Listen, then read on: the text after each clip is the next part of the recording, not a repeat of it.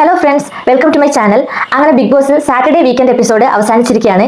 ഈ വീക്കെൻഡിൽ ലാലേട്ടൻ എങ്ങനെയായിരുന്നു, എന്തൊക്കെ ടോപ്പിക്സ് സംസാരിച്ചു, എന്തൊക്കെ പരിഹാരം കണ്ടു, ആർക്കൊക്കെ ലാലേട്ടൻ്റെ കയ്യിൽ നിന്ന് വഴക്ക് കിട്ടി, ആരാണ് എലിമിനേറ്റ് ആയി പോയത്, പുതുതായിട്ട് എന്തെങ്കിലും ബിഗ് ബോസ് ഹൗസിൽ നടന്നിട്ടുണ്ടോ, എന്തൊക്കെ ടാസ്ക് കൊടുത്തു, എല്ലാം നമുക്ക് വിശദമായിട്ട് നോക്കാം. ലാലേട്ടൻ്റെ കാര്യം നോക്കുകയാണെങ്കിൽ കഴിഞ്ഞ വീക്കെൻഡിലെ പോലെ അത്ര ഫയർ ഒന്നും ആയിരുന്നില്ല. ഒരു തണുപ്പൻ മട്ടിലായിരുന്നു ഇപ്രാവശ്യം ലാലേട്ടൻ കാര്യങ്ങളൊക്കെ കൈകാര്യം ചെയ്തത്.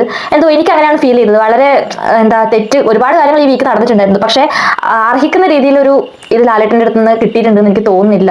കുറച്ചുകൂടെ സ്ട്രോങ് ആയിട്ട് ലാലേട്ടൻ സംസാരിക്കേണ്ടതായിട്ടിരുന്നു പല വിഷയങ്ങളിലും. ജിസേലിന്റെ വിഷയമായാലും അനുമോളിൻ്റെതായാലും ശരി, പിന്നെ എന്തൊക്കെയാണ് നടന്നത്, അനീഷിന്റെ പണിപ്പുര ടാസ്കിൻ്റെതായാലും ശരി, ഒരുപാട് കാര്യങ്ങൾ നടന്നു. പക്ഷേ മെയിൻ ആയിട്ട് ജിസേലിന്റെ അനുമോളിൻ്റെയും വിഷയം തന്നെയാണ്. അവിടെ കുറച്ചുകൂടെ സ്ട്രോങ് ആയിട്ട് സംസാരിക്കേണ്ടതെങ്കിൽ ആക്ഷൻസ് ഒക്കെ എടുക്കേണ്ടതായിട്ടുണ്ടായിരുന്നു. കാരണം പലതവണ റൂൾ ബ്രേക്ക് ചെയ്ത ഒരാൾക്ക് ഒന്നും കൊടുക്കാതിരിക്കുന്നത്, ഒരു പനിഷ്മെന്റും കൊടുക്കാതിരിക്കുന്നത് എനിക്ക് അക്സെപ്റ്റ് ആക്കാൻ പറ്റില്ല. ഒന്നും കൊടുത്തിട്ടില്ല, ഇനിയും ചാൻസ് കൊടുത്തുകൊണ്ടിരിക്കുക. കഴിഞ്ഞ പ്രാവശ്യം ചാൻസ് കൊടുത്തതാണ്, ഇപ്രാവശ്യം ഇങ്ങനെ ഇനിയും ആവർത്തിച്ചാൽ എന്നുള്ള രീതിയിൽ ചാൻസ് കൊടുക്കുന്നത് എന്തോ എനിക്ക് ഭയങ്കര തണുപ്പം മട്ടിലാണ് ഇപ്രാവശ്യം ലാലേട്ടനെ ഞാൻ വീക്കെൻഡ് എപ്പിസോഡിൽ കണ്ടത്.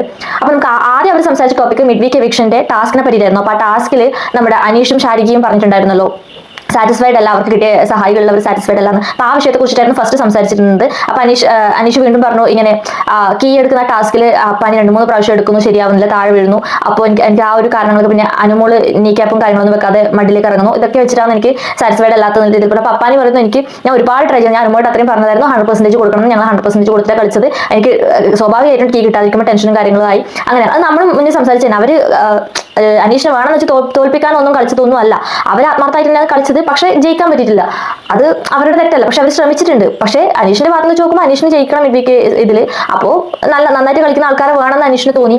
അങ്ങനെയാണ് രണ്ട് ഭാഗത്തും അതാണ് സംഭവിച്ചത്. അതായിരുന്നു ആ ടോപ്പിക്ക്. പിന്നെ ആര്യൻ ഇതിനിടയിൽ പറഞ്ഞിരുന്നു, ആ ടാസ്കിനിടയിൽ അനീഷ് ആദ്യം പോയിട്ട് ലാസ്റ്റ് വന്നല്ലോ അനീഷ് ജയിച്ച ടാസ്ക്. അപ്പോൾ അതിൽ അനീഷ് ആദ്യം പോയിട്ട് ആര്യനോട് എങ്ങനെ ചെയ്യേണ്ട എനിക്ക് അറിയില്ല, ടാസ്ക് നിനക്ക് നന്നായിട്ട് അറിയില്ല, ഹെൽപ്പ് ഒക്കെ ചോദിച്ചു. രണ്ടാമത് പറയാൻ പോകുന്ന സമയത്ത് ഞാൻ നോക്കിക്കോളാം എന്ന് പറഞ്ഞു എന്നുള്ള രീതിയിൽ.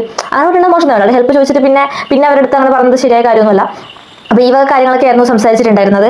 പിന്നെ ഡ്രസ്സിന്റെ കാര്യത്തിനെ പറ്റി ലാലേട്ടൻ സംസാരിച്ചിരുന്നു കേട്ടോ. നമ്മൾ പല ഓഡിയൻസ് പറഞ്ഞതായിട്ട് കേട്ടിട്ടുണ്ട്. അതായത് എനിക്കും തോന്നിയിട്ടുണ്ട് പേഴ്സണലി, അതായത് അവർക്ക് നല്ല ഡ്രസ്സ് കൊടുക്കണം, മേക്കപ്പ് കാര്യങ്ങൾ കൊടുക്കണം, കുറച്ച് കോൺഫിഡൻസ് കിട്ടട്ടെ അവർക്ക്. നമ്മുടെ ലുക്ക് നന്നായിട്ടിരിക്കുമ്പോൾ തന്നെ ഒരാൾക്ക് ഒരു കോൺഫിഡൻസ് കുറച്ചുകൂടെ കിട്ടും. അപ്പോൾ അത് കൊടുക്കണം എന്ന് വിചാരിച്ചിരുന്നു. എല്ലാവരും അങ്ങനെ തന്നെ പറയുന്നത്. പക്ഷേ ലാലേട്ടൻ എന്താ പറഞ്ഞു വെച്ചാൽ കൊടുക്കണം എന്നാണ് എല്ലാവരും പറയുന്നത്. പക്ഷേ അങ്ങനെയല്ലല്ലോ, ഇതൊരു ഗെയിം അല്ലേ, നിങ്ങൾ കളിച്ച് തന്നെ നേട്, നിങ്ങൾക്ക് അത്രയും ആവശ്യമുള്ള സാധനങ്ങളല്ല, നിങ്ങൾ കളിച്ച് തന്നെ നേടുന്നതാണ് ലാലേട്ടൻ ഇതിൽ പറഞ്ഞിട്ടുള്ളത്. അങ്ങനെ അത് കഴിയുന്നു. പിന്നെ എടുത്ത് വെക്കുന്ന ടോപ്പിക് എന്ന് വെച്ചാൽ ജിസേലും ആര്യനും ഇംഗ്ലീഷ് സംസാരിക്കുന്നത് കണ്ടിന്യൂസ് ആയിട്ട് അവർ ഇംഗ്ലീഷ് സംസാരിക്കുന്നത് നമ്മളും കാണുന്നുണ്ട്. അപ്പോൾ അനീഷ് അതിനെ റിയാക്ട് ചെയ്യുന്ന പോലെ ഒരു എപ്പിസോഡിലെങ്ങാനും ജിസേലിനോട് ഇംഗ്ലീഷ് സംസാരിച്ചുകൊണ്ടിരിക്കുന്നത് കണ്ടു. അപ്പോൾ ഇംഗ്ലീഷ് സംസാരിക്കുന്നത് ശരിയാണോ എന്നുള്ള രീതിയിലാണ് ലാലേട്ടൻ ചോദിച്ചത്. അതിന്റെ പനിഷ്മെന്റ് കൊണ്ട് വരാനൊക്കെ പറഞ്ഞ് ബ്രേക്കിനും ഇവരുടെ പനിഷ്മെന്റും കാര്യങ്ങളൊന്നും ഉണ്ടായിരുന്നില്ല. എന്തോ ഇതൊക്കെ കുറച്ചുകൂടി നന്നായിട്ട് നമ്മൾ റിയാക്ട് ചെയ്യണ്ടേ. ഈ മലയാളം ബിഗ് ബോസിൽ വന്നിട്ട് ഇങ്ങനെ അവർ ചെറിയ ഇംഗ്ലീഷ് വാക്കോ അങ്ങനെയൊന്നും അല്ല, കണ്ടിന്യൂസ് ആയിട്ട് ഇംഗ്ലീഷ് സംസാരിക്കുന്നൊക്കെ ഉണ്ട്. അപ്പോൾ ഇത് കാണുന്നത് മലയാളി ഓഡിയൻസ് അല്ലേ, ആ ഓഡിയൻസിൽ തന്നെ ഇംഗ്ലീഷ് മനസ്സിലാവാത്ത ആൾക്കാരും ഉണ്ടാവുമല്ലോ.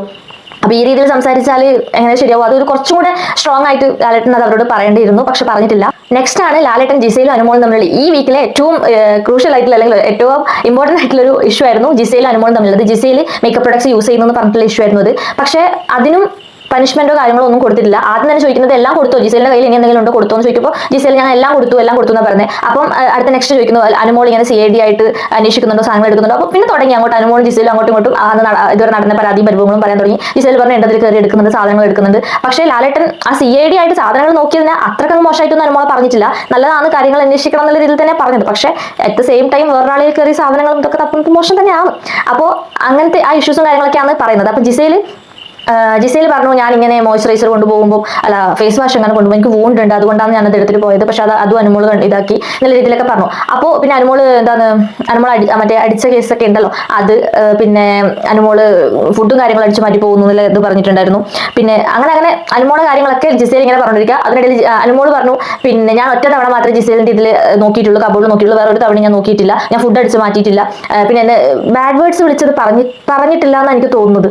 ഇല്ല, ലാലേട്ടന്റെ മുന്നിൽ അനുമോള് ആ ബാഡ് വേർഡ്സ് യൂസ് ചെയ്തതിനെ കുറിച്ച് പറഞ്ഞിട്ടില്ല. കാരണം അതൊക്കെ മുന്നത്തെ സീസണിലൊക്കെ തെറി വിളിച്ചു എന്നൊക്കെ പറഞ്ഞാൽ എന്തൊക്കെയോ ഇഷ്യൂസും കാര്യങ്ങളാക്കാറുണ്ട്. ഇപ്രാവശ്യം ഈ ഒരു വേർഡിനെ കുറിച്ചിട്ട് ഒന്നും സംസാരിച്ചിട്ടില്ല, ഒരു വാണിംഗ് പോലും കൊടുത്തിട്ടില്ല. ഈ ഒരു വേർഡ്സ് യൂസ് ചെയ്തിരുന്നു.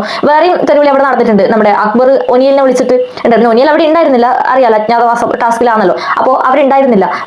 എന്നിട്ടും അതിനെക്കുറിച്ചും ചോദിച്ചിട്ടില്ല, ഈ തെരുവിലിനെ കുറിച്ചൊന്നും സംസാരിച്ചിട്ടില്ല. പിന്നെ അനുമോൾ അടിച്ചതിനെ കുറിച്ചിട്ടും ചോദിച്ചിട്ടില്ല എന്ന് വെച്ചാൽ അതൊന്നും സീരിയസ് ആയിട്ട് എടുത്തിട്ടേ ഇല്ല. ഒരു സില്ലി ഇഷ്യൂ പോലെയാണ് വിട്ടിട്ടുള്ളത്. എന്നാണ് എനിക്ക് മനസ്സിലാവുന്നത്. ഒരു ആക്ഷനില്ല. മുന്നൊക്കെ ആണെങ്കിൽ എന്ത് നടന്നാലും ഭയങ്കരമായിട്ട് ആക്ഷൻസും കാര്യങ്ങളും എടുക്കുന്നുണ്ടാവും. ഇത് ഇപ്രാവശ്യം ഇതൊക്കെ വെറുതെ സില്ലി എന്ന് പറഞ്ഞിട്ട് വിട്ടിട്ടുള്ളത് ഈ വിഷയങ്ങളൊക്കെ. അങ്ങനെ ഈ മേക്കപ്പ് ഇഷ്യൂ കാര്യങ്ങളൊക്കെ അങ്ങനെ പോവുക. പിന്നെ വീഡിയോ കാണിക്കുന്നുണ്ട്, അനുമോളല്ല ബാക്കി തവണയൊന്നും ബാഗ് ചെക്ക് ചെയ്ത് അനുമോളെല്ലാം പ്രൂവ് ചെയ്യണല്ലോ, അതുകൊണ്ട് വീഡിയോ കാണിക്കുന്നുണ്ട്. ക്രൂ മെമ്പേഴ്സ് വന്നിട്ട് സാധനങ്ങൾ എടുത്തിട്ട് പോകുന്നത് ജിസേലിനെ കാണിച്ചു കൊടുക്കുന്നുണ്ട്. അതാണ് ആകെ നടന്നിട്ടുള്ളത്. അത് കാണിച്ചു കൊടുക്കുന്നുണ്ട്. അതുകൊണ്ട് അനുമോൾ ഒരിക്കൽ മാത്രമേ എടുത്തിട്ടുള്ളൂ, അല്ലാതെ ബാക്കിയൊന്നും എടുത്ത് അനുമോൾ വെറുതെ പറഞ്ഞില്ലേ എന്ന് ലാലേട്ടൻ ചോദിക്കുന്നുണ്ട്. അതാണ് ഒരു കാര്യം നടന്നത്. പിന്നെ എനിക്ക് തോന്നിയത് ഈ എപ്പിസോഡിൽ ഏറ്റവും കൂടുതൽ പണി കിട്ടിയിട്ടുള്ളത് അനുമോൾക്കാണെന്ന് തോന്നുന്നു. പണി കിട്ടിയത് ഇൻ ദ സെൻസ് കുറച്ചും കൂടെ അനുമോൾക്കെതിരെയുള്ള കാര്യങ്ങളായിരുന്നു കൂടുതലായിട്ട് ഉണ്ടായിരുന്നത്. പിന്നെ അനുമോൾ ഹൗസിലെ മെയിൽ കൺസ്റ്റൻസിനെ കുറിച്ച് പറഞ്ഞിട്ടുണ്ടായിരുന്നു. ജിസേൽ അനുമോൾ ഇഷ്യൂ വന്ന സമയത്ത് എല്ലാവരും ജിസേലിന്റെ കൂടെ തന്നെയായിരുന്നു നിന്നിട്ടുണ്ടായിരുന്നത്. ഒന്നോ രണ്ടോ പേര് അനുമോളിന് വേണ്ടി സംസാരിച്ചു. അപ്പൊ അനുമോൾ ദേഷ്യത്തിൽ എന്തൊക്കെയോ വിളിച്ച് പറയാം. നമ്മൾ കുറച്ചൊക്കെ കൺട്രോൾ ചെയ്യണം നമ്മുടെ നാവിനെ. വെറുതെ വിളിച്ച് പറയാൻ പാടുള്ളൂ, വായി തോന്നൊക്കെ വിളിച്ച് പറഞ്ഞാൽ ശരിയാവുള്ളൂ. അപ്പൊ പക്ഷെ ബാക്കിയുള്ളവർ വിളിച്ചതിന് കണക്കൂല്ലേ, അത് വേറെ കാര്യം. അപ്പൊ ഇങ്ങനെ വീഡിയോസും കാര്യസും കാണിച്ചു കൊടുത്തിട്ടുണ്ട്. എല്ലാവരും ജിസേലിന്റെ ബോയ് ഫ്രണ്ട്സ് ആണോ മൊണ്ണകളാണോ എന്നൊക്കെ പറഞ്ഞിട്ട് മെയിൽ കണ്ടസ്റ്റൻസിനെ കുറിച്ച് പറഞ്ഞ വീഡിയോ കാണിക്കുന്നു. അപ്പൊ അതിനെക്കുറിച്ച് ചോദിക്കുന്നു. അപ്പൊ ശരത്ത് പറയുന്നത് അനുമോളിനെ നമ്മൾ സപ്പോർട്ട് ചെയ്താൽ നമ്മൾ വളരെ നല്ലവരാണ്, നെക്സ്റ്റ് തന്നെ നമ്മൾ എന്തെങ്കിലും അവർക്കെതിരെ ചെയ്താൽ പിന്നെ നമ്മൾ വെറും മോശമാണ്, അങ്ങനെയാണ് അനുമോൾ നമ്മൾ കാണുന്നത്. പിന്നെ അക്ബർ പറയുന്നത് ജിസേലും അനുമോളും തമ്മിൽ ഡിഫറൻസ് ഉണ്ട്, ജിസേലിന്റെ ക്യാരക്ടർ ക്വാളിറ്റി വെച്ചിട്ടാണ് ജിസേലിനെ നമ്മൾ സപ്പോർട്ട് ചെയ്യുന്നത്, ഹ്യൂമാനിറ്റി ഉണ്ട് ജിസേലിന്, അങ്ങനെ ഇങ്ങനെയൊക്കെ പറഞ്ഞിട്ട് അക്ബർ അങ്ങനെ സപ്പോർട്ട് ചെയ്യുന്നുണ്ട്. പിന്നെ ലാലേട്ടൻ എടുത്തു പറഞ്ഞത്, പിന്നെ അനുമോൾ എന്തൊക്കെയോ പറഞ്ഞായിരുന്നു, ഞാൻ കൊല്ലും, ഞാൻ ചാവും എന്നൊക്കെ പറഞ്ഞിട്ട് അമ്മാതിരി വേർഡ്സും കാര്യങ്ങളൊക്കെ യൂസ് ചെയ്യുന്നത്. അപ്പോൾ ലാലേട്ടൻ പറഞ്ഞിട്ട് അങ്ങനെയുള്ള വേർഡ്സും കാര്യങ്ങളൊന്നും യൂസ് ചെയ്യരുത്, അതൊക്കെ മോശമെന്ന രീതിയിൽ അനുമോൾ വാൺ ചെയ്യുന്നുണ്ട്. At the same time Anumol appreciate ചെയ്യുന്നുണ്ട്. കാരണം ഇവ കാര്യങ്ങൾ മേക്കപ്പിന്റെ ഇഷ്യൂ അതൊക്കെ കണ്ടുപിടിക്കുന്നതോ അതിനെതിരെ പറഞ്ഞതൊക്കെ കൊണ്ട് അനുമോൾ അപ്രീഷിയേറ്റ് ചെയ്തിട്ടുണ്ട് ലാലേട്ടൻ ഈ എപ്പിസോഡിൽ.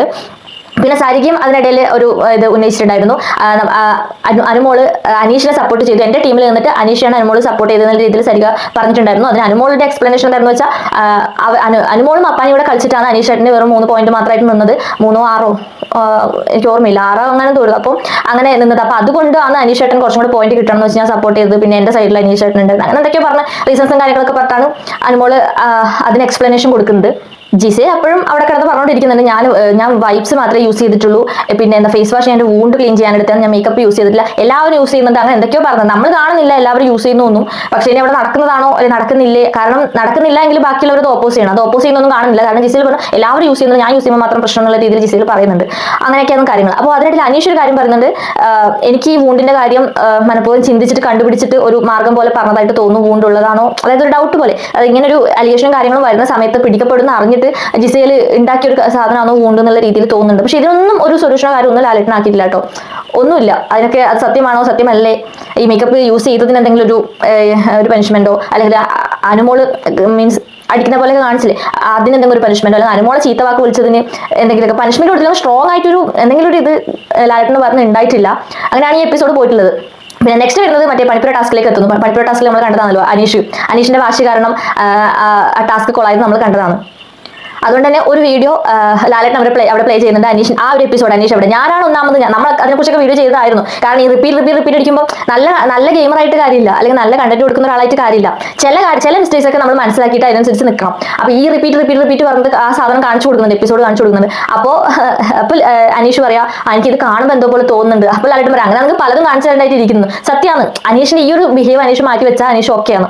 ഈ റിപ്പീറ്റ് പറയുന്നതും. പിന്നെ ലാലേട്ടൻ പറഞ്ഞു നിങ്ങൾ ഒന്നാമതാണ് പറഞ്ഞതുകൊണ്ട് നിങ്ങൾ ഒന്നാമതാവില്ല, നിങ്ങളത് ക്ലെയിം ചെയ്യണം, നിങ്ങൾ എന്തുകൊണ്ടാണ് ഒന്നാമതെന്ന് പറഞ്ഞ് സമർത്ഥിക്കണം. അല്ലാതെ നിങ്ങൾ ഒന്നാമതാണ് പറയുന്നത് അത് ബാക്കിയുള്ളവർക്ക് ഒരു പ്രശ്നമാണ്, നിങ്ങൾ ഈ പറയുന്നത് കേൾക്കുന്നവർക്ക് ഒരു പ്രശ്നമാണ് എന്നുള്ള രീതിയിൽ ലാലേട്ടൻ അനീഷിന് അത് ഒരു നല്ല കാര്യം എനിക്ക് തോന്നി. കാരണം അത് അങ്ങനെ പറഞ്ഞു കൊടുക്കുന്നത് നല്ലതാണ്. അവർക്ക് എന്താണ് അവരുടെ നെഗറ്റീവ്സ് എന്ന് പറഞ്ഞിട്ട് അതെനിക്ക് തോന്നി ഈ എപ്പിസോഡിൽ നന്നായിട്ട് അവർ മനസ്സിലാക്കിപ്പിക്കാൻ പറ്റിയിട്ടുണ്ട്. ഓരോ ആൾക്കാർക്കും വെച്ച് നോക്കുമ്പോഴും ഇപ്പൊ അപ്പാൻ ശരത്തിനോട് പറഞ്ഞിട്ടുണ്ട്, നിങ്ങൾ റിയാക്ട് ചെയ്യുന്നത് ഭയങ്കര അധികമാണ്. കഴിഞ്ഞ പ്രാവശ്യം പറഞ്ഞിട്ട് ഇപ്രാവശ്യം അത് പറഞ്ഞത് അത് അപ്പാൻ ഇത് മനസ്സിലാക്കി നിൽക്കണം, ഞാൻ റിയാക്ട് ചെയ്യുന്നത് പ്രശ്നമാണ്, നിങ്ങളത് മനസ്സിലാക്കിയിട്ട് പിന്നെ മാറിയിട്ട് ചിന്തിച്ച് കളിക്കുന്നുണ്ടെങ്കിൽ അത് അവർക്ക് നന്നായിട്ട് വരും. അതുപോലെ അനീഷ് ഈ റിപ്പീറ്റ് പറയുന്നത് നിർത്തിയാൽ അയാൾക്ക് തന്നെ അത് ഗുണമായിട്ട് മാറും.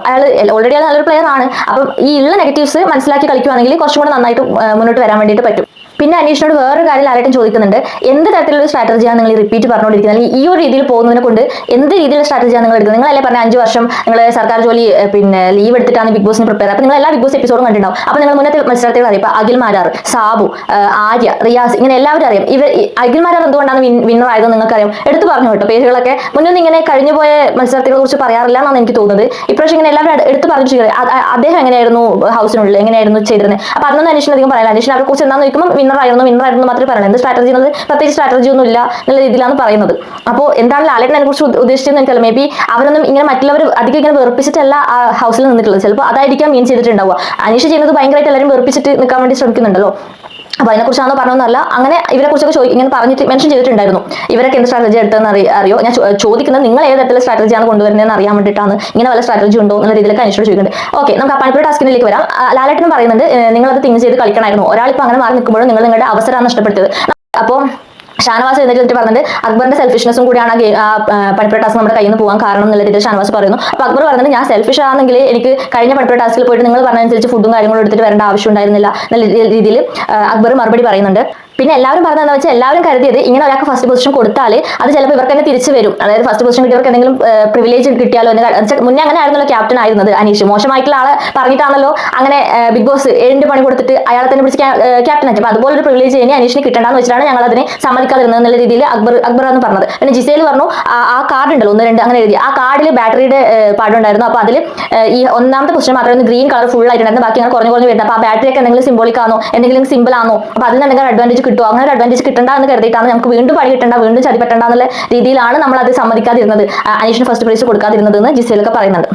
അങ്ങനെ ഇത് കഴിഞ്ഞിട്ട് പിന്നെ ഒരു സ്റ്റാർ കൊടുക്കേണ്ട ഒരു ഇത് വരുന്നു, ഒരു ടാസ്ക് കൊടുക്കുന്നു. അതായത് ഏറ്റവും നന്നായിട്ട് തോന്നുന്ന ആൾക്കാർക്ക്, ഏറ്റവും നല്ല രീതിയിൽ നിൽക്കുന്ന, ഏറ്റവും ക്വാളിറ്റി ഉള്ള ആൾ ഇതുവരെ ആരാന്ന് വെച്ചിട്ട് സ്റ്റാർ കൊടുക്കാൻ പറഞ്ഞത്. അതിൽ ഏറ്റവും കൂടുതൽ സ്റ്റാർ കിട്ടുന്നത് നമ്മുടെ ജിസേലിനാണ്. ഹ്യൂമാനിറ്റിയും കാര്യങ്ങളൊക്കെ പറഞ്ഞത്. എനിക്ക് തോന്നുന്നു ജിസേൽ നമ്മൾ ഈ കാണുന്നില്ലാതെ അതിനുള്ളിൽ ജിസേൽ എല്ലാവരും വളരെ നല്ല രീതിയിലാണ് മിങ്കിൾ ചെയ്ത് നിൽക്കുന്നത് എനിക്ക് തോന്നുന്നു. എല്ലാവരും ഒരാളെടുത്ത് പറയണമെങ്കിൽ എന്തെങ്കിലും ഒരു ക്വാളിറ്റി അവിടെ ഉണ്ടാവുമല്ലോ, മേ ബി ഉണ്ടാവും. എല്ലാവരുടെ അടുത്ത് ആ രീതിയിലായിരിക്കണം ജിസേൽ ബിഹേവ് ചെയ്യുന്നത്. അങ്ങനെ ജിസേലിനാണ് ഗിഫ്റ്റും കാര്യങ്ങളൊക്കെ കിട്ടുന്നത്. പക്ഷേ അത്ഭുതപ്പെടുത്തിയ കാര്യം 4 പേര് നമ്മുടെ അനീഷിന് വോട്ട് കൊടുത്തിട്ടുണ്ട്. നോർമലി എല്ലാ നെഗറ്റീവ്സും കാര്യങ്ങൾക്കാണല്ലോ അനീഷിന് വോട്ട് കിട്ടാറ്. പക്ഷേ ഇപ്രാവശ്യം ഒരു പോസിറ്റീവ് കാര്യത്തിന് അനീഷിന് 4 വോട്ട്, പിന്നെ ഷാനവാസിനും അക്ബറിനും ശരത്തിനും ഒക്കെ വോട്ട് ചെയ്തവരുണ്ടെന്ന് തോന്നുന്നു. അപ്പോൾ അങ്ങനെ. അപ്പോൾ അതിനിടയിൽ ഞാൻ ഒരു കാര്യം ശ്രദ്ധിച്ചു കേട്ടോ. ക്യാമറ സൂം ചെയ്ത് കാണിച്ചിട്ടുണ്ടായിരുന്നു. ശരത്ത് അക്ബറിന്റെ അടുത്ത് ജിസേലിന്റെ പേര് പറയണമെന്ന് കാണിക്കുന്ന പോലെ ഒരു ക്ലിപ്പ് ഞാൻ കണ്ടിട്ടുണ്ടായിരുന്നു. എന്നിട്ട് ഞാൻ ഇങ്ങനെ നോക്കി നിന്നു, അക്ബർ ആരുടെ പേരാണ് പറയുന്നത്. അക്ബർ ജിസേലിന്റെ പേരാണ് പറഞ്ഞത്. സോ അങ്ങനെ അത് സൂം ചെയ്തിട്ട് കാണിച്ചിട്ടുണ്ടായിരുന്നു ആ ക്യാമറയിൽ. അപ്പോൾ അത് ആ ഗ്രൂപ്പിൽ കാണിച്ചു തന്നെയാണ് ഇവർ രണ്ടുപേരും അങ്ങോട്ടും ഇങ്ങോട്ടും ഡിസ്കസ് ചെയ്താണ് തീരുമാനങ്ങൾ എടുക്കുന്നത് നമ്മൾ കാണിച്ചു എന്താണ് സംഭവം. അങ്ങനെ ആ ടാസ്ക് തീർന്നു. അതിനിടയിൽ എന്താണ് നമ്മുടെ നെവിൻ എനിക്കൊരു ഗിഫ്റ്റ് വേണമെന്നൊക്കെ പറഞ്ഞിട്ട് സ്റ്റോർ റൂമിൽ ഗിഫ്റ്റ് കൊണ്ടുവന്നിട്ടുണ്ട്. അത് നമ്മുടെ പട്ടിക്കുട്ടനായിരുന്നു, മറ്റേ റോബോട്ട് പട്ടിക്കുട്ടൻ. അങ്ങനെ നമ്മുടെ ഹൗസ് മേറ്റ്സിന് ആ പട്ടിക്കുട്ടനെ ഇൻട്രൊഡ്യൂസ് ചെയ്ത് കൊടുത്തിട്ടുണ്ട്. പേര് സ്പൈക്കുട്ടൻ എന്നാണ്. മഞ്ജിമ ഉണ്ണികൃഷ്ണൻ പറഞ്ഞ വ്യക്തിയാണ് ആ പേര് കൊടുത്തത്. സ്പൈക്കുട്ടൻ. നല്ല പേരാണല്ലേ, നല്ല പേരാണ്, നല്ല അർത്ഥവത്തായ പേരാണ്. ലാലിട്ട് പറയുന്നുണ്ട് ഇത് സ്പൈ തന്നെയാണ്. ഇവിടെ നടക്കുന്ന ഇടയ്ക്കിടയ്ക്ക് നമ്മുടെ ഈ റോബോട്ട് പട്ടിക്കുട്ടൻ വരും, കാര്യങ്ങളൊക്കെ അന്വേഷിക്കും, അതുകൊണ്ട് സ്പൈ തന്നെയാണ്, സൂക്ഷിക്കുക എന്ന രീതിയിലൊക്കെ പറഞ്ഞ പട്ടിക്കുട്ടൻ പറഞ്ഞുകൊണ്ട്. നെവിൻ അവിടെ ഒരു കുറച്ച് ഓവറാണോ എന്ന് എനിക്ക് തോന്നിയിട്ടാ. ആ പട്ടിക്കുട്ടനെ വെച്ച് കാണിച്ചതൊക്കെ കുറച്ചൊരു ഓവറായിട്ട് തോന്നി. മൊത്തത്തിൽ ഒരു കടന്നു കയറി സംസാരിക്കുന്ന ഒരു പോലെ ലാലേട്ടൻ്റെ എപ്പിസോഡിലായാലും അത് നെവിനുണ്ട്. നമുക്ക് വെച്ചാൽ കൂടുതൽ നമുക്ക് ആദ്യമൊക്കെ ഒരു രസമായിരുന്നു നെവിൻ്റെ കാര്യങ്ങളും ക്യാരക്ടറും ഒക്കെ. പക്ഷേ ഈ ഒരു രീതിയിലൊക്കെ കാണുമ്പോൾ അത് കുറച്ച് നമുക്കൊരു ഡിസ്റ്റർബിംഗ് ആയിട്ട് ഫീൽ ചെയ്യുന്നുണ്ട്. എനിക്ക് ചെയ്യുന്നുണ്ട്. നിങ്ങളുടെ അഭിപ്രായം നിങ്ങൾ പറയുക. അങ്ങനെ പട്ടിക്കുട്ടൻ്റെ കാര്യം കഴിഞ്ഞു. പിന്നെയാണ് അജ്ഞാതവാസത്തിൽ പോയ 2 പേർ തിരിച്ചു വന്നു. ഒനിയലും ഷാരിക്കും തിരിച്ചു വന്നു. ഓട്ടോറിക്ഷയിൽ തിരിച്ചു വരുന്നു. ഹൗസ് മേറ്റ്സിനൊക്കെ ഭയങ്കര ആഹ്ലാദം. കുറച്ച് പേർക്കൊക്കെ അത്ര വലിയ സന്തോഷമൊന്നുമില്ല. അനീഷിനൊന്നും വലിയ സന്തോഷമില്ല. ആര്യനും മൊത്തം വലിയ സന്തോഷം ഞാൻ കണ്ടിട്ടില്ല. പക്ഷേ എന്താ നിങ്ങളുടെ അഭിപ്രായം? എനിക്ക് അവർ തിരിച്ചു വരണമെന്നുണ്ടായിരുന്നില്ല കേട്ടോ. സീരിയസ് ആയിട്ട് പറയുമല്ലോ, അവർ വലിയ കോൺട്രിബ്യൂഷൻ ഒന്നും ഹൗസിൽ കൊടുത്തിട്ടില്ല. അപ്പോൾ ഷാരിക്കാണെങ്കിൽ ഓക്കെ റിയാക്ട് ഒക്കെ ചെയ്യുന്നുണ്ട് ചില കാര്യത്തിനൊക്കെ. എന്നാലും വലിയൊരു ഗെയിമറോ അങ്ങനൊന്നും വേണ്ടിയിട്ട് എനിക്ക് ഷാരിക്കാൻ ഫീൽ ചെയ്തിട്ടില്ല. ഒനിയൻ ഒട്ടും തന്നെ ഇല്ല. അങ്ങനെ ഒരു നന്നായി കളിക്കുന്ന 2 പേരൊന്നും അല്ല. പുറത്ത് പോവേണ്ടിയിരുന്ന ആൾക്കാർ തന്നെ ആയിരുന്നു ഒനിയനും ഷാരിക്കും. സോ എനിക്ക് അവർ തിരിച്ചു വന്നത് വലിയൊരു നല്ലൊരു കാര്യമായിട്ടോ ഒന്നും തോന്നുന്നില്ല. ഞാൻ കരുതി അവർ കുറച്ച് നാളെങ്കിലും ഉണ്ടാവും. എന്തോ അവരോട് ചോദിക്കുന്നുണ്ട് എങ്ങനെയായിരുന്നു. അപ്പോൾ അവർ പറയുന്നത് ആരുമായിട്ടും കോൺടാക്ട് ചെയ്യാൻ പറ്റിയില്ല, ഭയങ്കര ഡിലിഷൻ പോലെ ആയിരുന്നു അതിനുള്ളിൽ എന്നൊക്കെ പറയുന്നുണ്ട്. അപ്പം കുറച്ചെന്തോ ഒരു ഇതായിട്ടുള്ള കാര്യത്തിൽ ഒരു റൂമിൽ അങ്ങനെ തന്നെ നിന്നിട്ടില്ലെന്ന് തോന്നുന്നു, ഒറ്റക്ക് കുറച്ച് ഇതായിട്ട്. പക്ഷേ എന്നാലും ഇത്രയും ടാസ്ക് ഒക്കെ ജയിച്ച് ഇങ്ങനെയൊക്കെ വന്നിട്ട് ഈ 2 ദിവസം കൊണ്ട് തിരിച്ച് വിടാനാണെങ്കിൽ പിന്നെ അതിൻ്റെ ഒരു ആവശ്യം ഉണ്ടായിരുന്നോ? ഒരാൾ അല്ലെങ്കിൽ ഒരു എന്തെങ്കിലും ടാസ്കോ കാര്യങ്ങളോ വെച്ച് ഒരാളെ പുറത്തേക്കും ഒരാളെ ഹൗസിനുള്ളിലേക്കും അങ്ങനെയൊക്കെ എടുക്കായിരുന്നു. പക്ഷേ ഇത് ഈ 2 പേരും വലിയ നല്ല പ്ലെയറോ കാര്യങ്ങളൊന്നും അല്ലാത്തതുകൊണ്ട് വലിയൊരു ഹാപ്പിനെസ് ഒന്നും തോന്നില്ല. പക്ഷേ പകരം വീട്ടിൽ നിന്ന് എലിമിനേറ്റ് ആയി പോയതാരാ? ബിൻസി പോവേണ്ടിയിരുന്ന ഒരാളാണോ? കുറച്ചൊക്കെ ഓക്കെ റിയാക്ട് ചെയ്യുന്നത് ചിലതൊക്കെ കുറവാണ്. പക്ഷെ എന്നാലും അത്യാവശ്യം നന്നായിട്ട് ഗെയിം കളിക്കുന്ന ഒരാളായിട്ടാണ് എനിക്ക് ബിൻസിനെ ഫീൽ ചെയ്തത്. ഇപ്പം പോകേണ്ട ഒരാളായിട്ട് എനിക്ക് ബിൻസിനെ തോന്നുന്നില്ല. ഈ ഒരു സെക്കൻഡ് വീക്ക് ഔട്ട് ആവേണ്ട ഒരാളാണ് ബിൻസിന്ന് എനിക്ക് തോന്നുന്നില്ല. പകരം ഈ ശാരീരിക ഉന്നിയിലൊക്കെ തന്നെ പോയാൽ മതിയായിരുന്നു എന്ന് എനിക്ക് തോന്നിയിട്ടുണ്ട്. ബിൻസിക്കൊട്ടും പോകാനും ഒരു ഇതുണ്ടായിരുന്നില്ല. എന്താ വെച്ചാൽ കൊതി തീർന്നിട്ടില്ല ഹൗസിനുള്ളിൽ നിന്നിട്ട് ബിൻസി പറയുന്നുണ്ട്. സോ എനിക്ക് അത്ര നല്ലൊരു എവിക്ഷൻ ആയിട്ട് ഫീൽ ചെയ്തിട്ടില്ല. ആ പുറത്ത് പോയവർ തന്നെ പോയാൽ മതി. കളിക്കുന്നവരെ നമുക്ക് വേണം. ബിൻസി ഭയങ്കര പ്ലെയറാണെന്ന് ഞാൻ പറയുന്നില്ല, ഒരു ആവറേജിൽ നിൽക്കുന്ന ഒരാളാണ്. പക്ഷെ ഇപ്പോൾ ഒരു സെക്കൻഡ് വീക്കിൽ എവിക്റ്റ് ആയി പോകേണ്ട ഒരു വ്യക്തിയാണ് ബിൻസി എന്ന് എനിക്ക് തോന്നിയിട്ടില്ല. അപ്പോൾ ഇത്രയൊക്കെയാണ് ഈ സാറ്റർഡേ വീക്കെൻഡ് എപ്പിസോഡിൽ നടന്ന കാര്യങ്ങൾ. നാളെയും ലാലേട്ടൻ വരാനുണ്ട്. എന്തൊക്കെ ടോപ്പിക് ഇനി ബാക്കിയുള്ള ഏതൊക്കെ ടോപ്പിക്ക് ചോദിക്കും, എന്തൊക്കെ നടക്കും നമുക്ക് കാത്തിരുന്ന് കാണാം.